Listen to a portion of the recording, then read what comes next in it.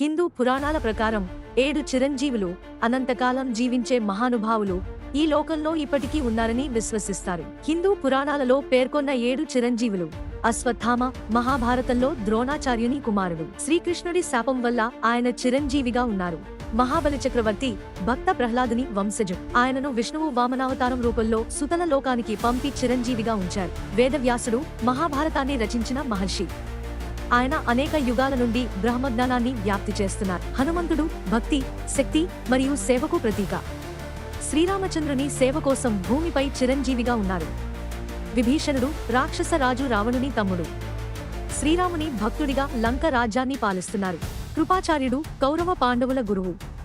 ఆయనకు బ్రహ్మదేవుని వరప్రసాదం వల్ల చిరంజీవిత్వం లభించింది. పరశురాముడు విష్ణువు 6వ అవతారం.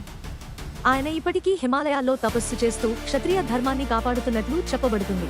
కొందరు మార్కండేయ మహర్షిని మృత్యుంజయునిగా, జంబవంతుడు రామాయణ కాలం నుండి కృష్ణ అవతారం వరకు జీవించిన వానర రాజు, వీరిద్దరూ కూడా చిరంజీవులని చెబుతారు.